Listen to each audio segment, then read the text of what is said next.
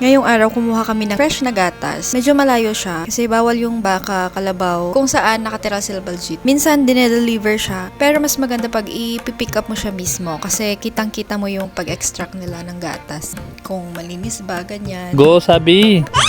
Sabi! Full stars! Kailan mo? Di ba sabi ko gatas is life dito? Ay, nauna pa si kuya. Ang konti nung dala niya. Ganyan ka dapat. Pwede. Don't disturb in my video. We will cook. Moto. Alis ka na. Tatatan. Dry spices. For 5 minutes. Now set it slow. Masarap yung luto nila. Tapos malambot din yung buto-buto. Aga kami nagising ko. Kami ng gatas.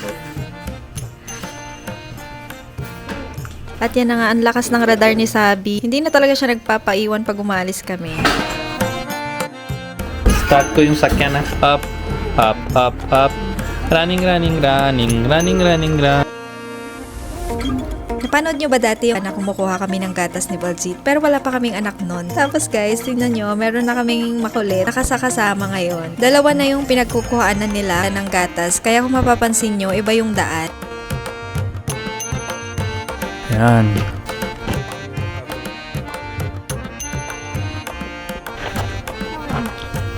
Yan. Go, Sabi. This is Thai ng Carabao. You will smell lot. Gabi-gabi nagising. Sige, mahirap kami. Sana kami ni Sarah lang pupunta. Hindi nakasama si Sabi. Kaso, hindi ko alam paano niya amoy na alis kami. Oh. I know. Ah, lakad na.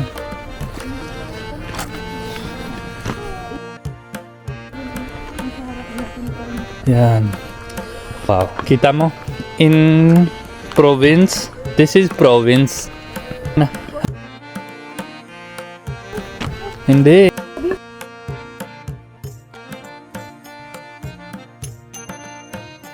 Nakalimutan ko na istarbo mo ko. Yan. Tao po. Oh. Pasok ka, ba't ka takot? Safe yan. Huwag ka magtakot. Tao nagising mga 3 AM, 4 AM. Tas milking nila. Yan. Kita niyo daming Carabao. Kita ba? Hindi niyo nakita eh.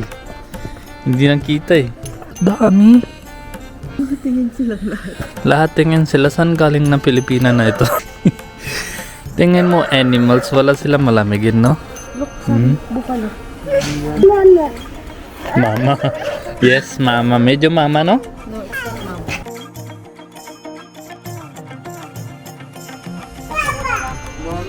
Billion kita ng Carabao sa Pilipinas, ha?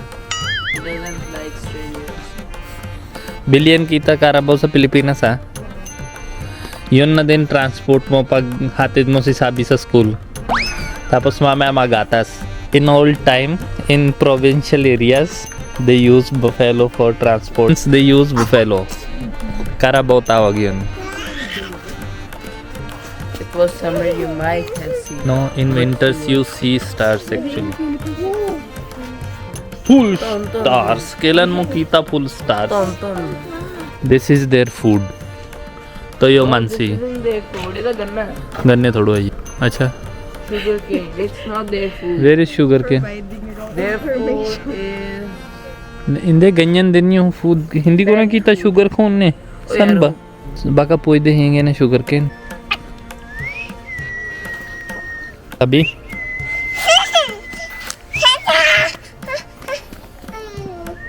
Maj. Say maj. Sabi say maj. Maj. Sabi. Kasi ka.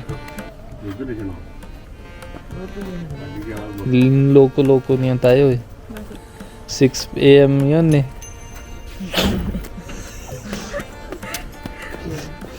Wala pa. Wala pa. Kontiaga lang kami. Isang oras lang. Kasi yung our guide is very excited when we come with him. So he bring us 1 hour ahead of No. departure time.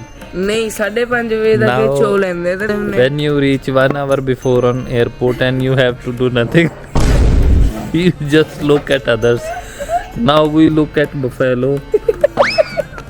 Baka siya nasabi, o kunin niyo na, kawawa naman yung bata. Patong baldi, diba? Yung feed you. Yan. Reward yun. Easily. That is feed. Hugas na dede. Tas yun yung simula na yung milking. Hindi kita kasi ano, madalim eh. His eyes are closed. Dalim na dalim. So Mia, come here. Ay, Gurman, come here. Twinkle. Twinkle, twinkle. OA ni Gurman guys, sobrang aga namin dito. How I wonder. Doon na yung gatas. Pagdating sa bahay, iboboil namin. Di ba sabi ko gatas is life dito? Ay, nauna pa si kuya. Ang konti nung dala niya, oh. Tayo, madami tayo. Twinkle, twinkle, little star. Ilang kilo yun?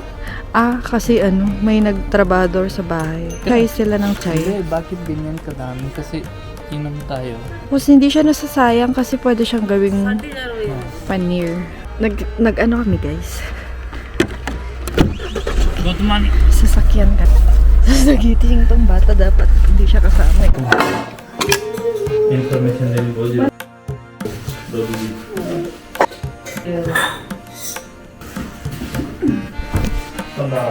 Ganito yung buhay. So ito yung gatanda. I need milk like that. Sabi Sa ko, daughter-in-law mo. pag matanda na kami, tas may asawa ka, sabihin mo, kailangan namin yan. Ha? Kaya nang bahala. Paano pag wala? Ako, Pwede na ganun yung lang. ano, fresh Beta? Walang milk? Beta? Gawin tea? Pangit naman. Hindi nga ako ginaganyan ni mommy and daddy. Ako sa asawa ni, syempre I will be traditional father-in-law. Hindi bagay. No, I will Hindi not bagay. become like daddy. I said, when you get married and you have wife, tell her to every morning give me milk. I will say, beta, good milk. Sabi, naantok din to eh. Masyadong maaga kanina. Ay, wala naman tayong nakita ng maliwanag.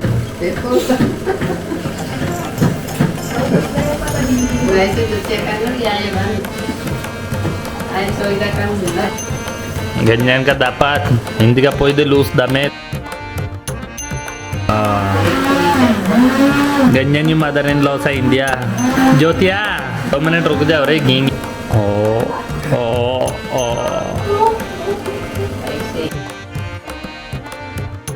Away na kayo, gusto ko away kayo. Sige na. Panoorin muna natin si Baljeet kasi magluluto daw siya ng moton. Hindi ako takas. Alis ka na dito. Sabi, you should go, baby. Welcome lahat. Balik tayo dito. Pag nasa Philippines, I try to be best husband. Pero pag nasa India, bigla giging cook, not chef ha. Cook. Ginagawa nila ako cook. Pwede. Don't disturb in my video.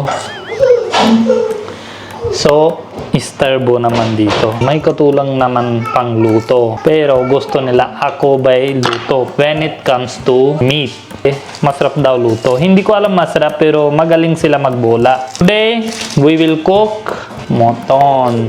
Diba? So that's my favorite, one of favorite dish. In Philippines kasi wala kami lutuan ng mud cooking. Mud cooking tawag yan. Alis ka na.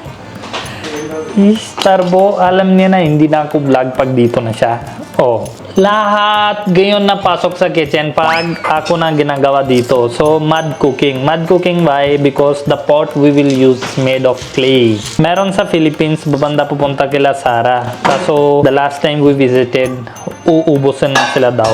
Kaya I never cook this dish in Philippines kasi wala kami pot. Pero this time, pag uwi ko, I will make sure na meron kami pot.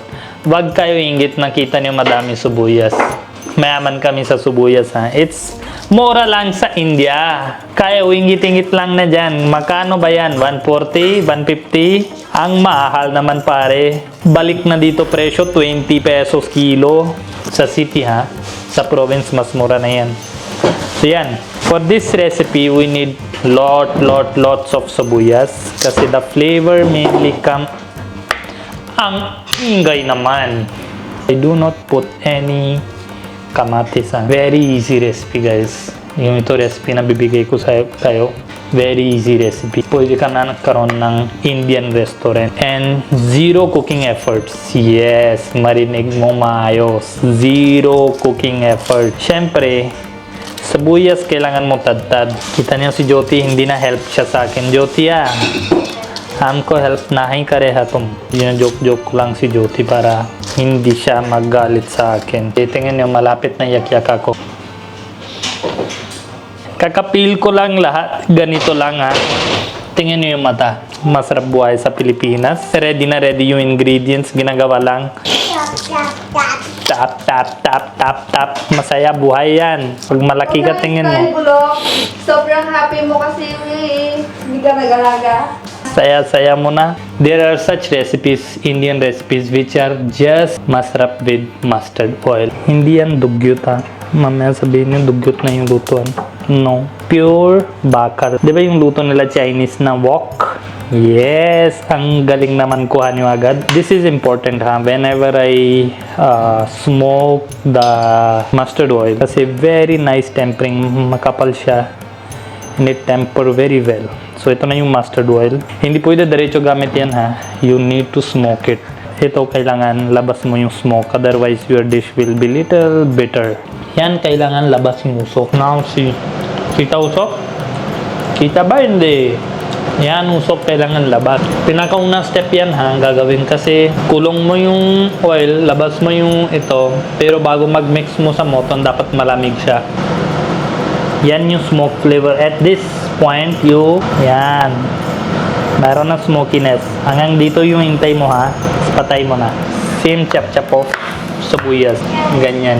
Same size. Ito ingredient tinatago ni Daddy. Kuha ko sa kanya. Mahal na yan ingredients. Do anybody knows what is this? Kung hindi nyo alam, saka na sabihin ko ano yan. So yan, bakit sabi ko sa inyo, plano ako restaurant sa Philippines. Kaso hindi simula kasi I cannot compromise sa ingredients. Then, mahirapan ako magkuha na lahat ng ingredients. Paano mag-sustain yung ingredients? So, yung dry spices. You can skip these all and pwede magbili ka. Yan. Garam masala. Meron sa Lazada, meron sa Shopee, meron sa Indian grocery. Very easily. Pero ang problema, pagbili mo ito, less flavorful. Kasi they grind in machines and tipid sila sa main ingredients kaya hindi siya ganon ka flavorful. Ako always skip this then use my own spices to make own masala. Very easy yun mga mommies and their husbands. Slow flame pan, 1 by 1 pot. On slow flame, roast for mga 2 minutes, 3 minutes. Smell mo na yung fragrance nila. Pero dapat hindi sunog. Ano-ano meron ito? Coriander seeds, cumin seed, black peppercorn, fennel seeds, red chili, green cardamom, black cardamom, and cloves. Tapos roast. Ayamoy na. Ito na yung kidney ingredients ni Daddy. Tiniba, hindi yan lagay Don't expect na ito meron sa billion na yun sa market na masala, garam masala. Meron ito ingredient. Wala. Pero sa atin meron, syempre. Konti lang salt para bind yung lasa. Tas hindi walang moisture. Yan.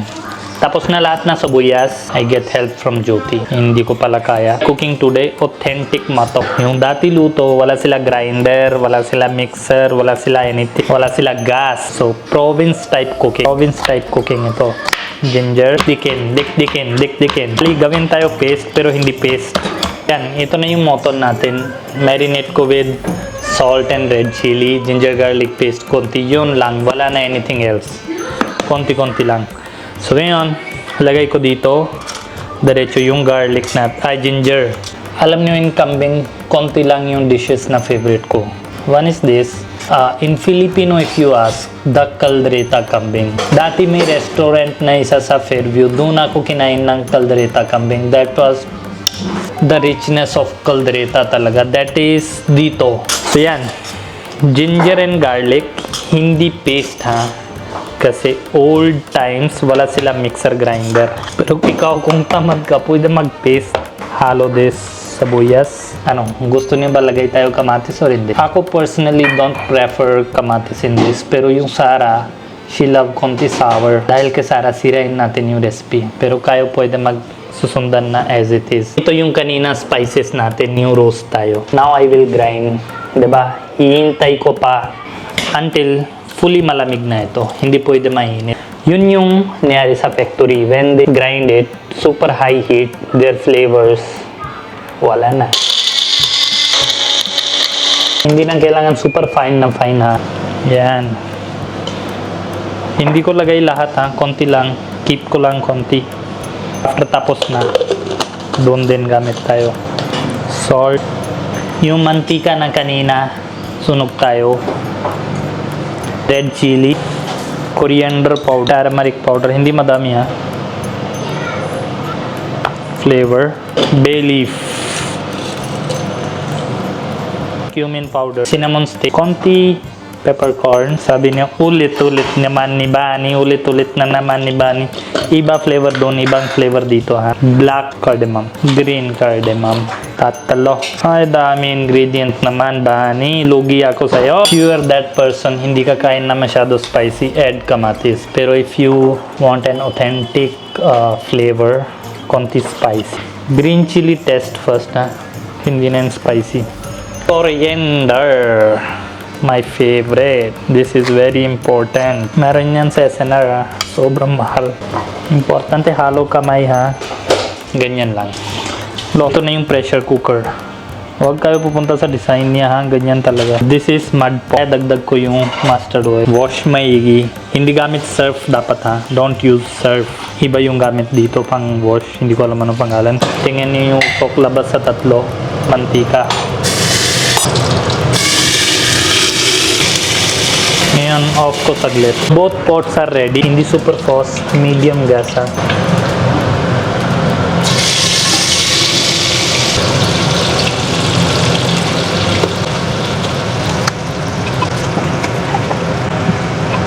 For 5 minutes habang slow gas, habang lumalabas yung water niya. Medium gas ha, medium. Since may dalawa, lagi ako, I love to experiment. In one, I will put more garlic, buong garlic without chop-chop. Just tingin kung ano lasa.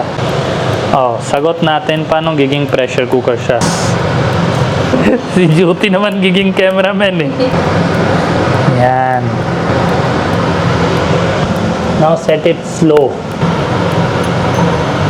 Pero butasan ka dito. I can see spicy puwet from here. Coriander. So, masarap. Ganyan, hindi masarap kasi luto na sa mo. Masarap yung luto nila. Mas malambot din yung buto-buto. Sinabi ko kanina sa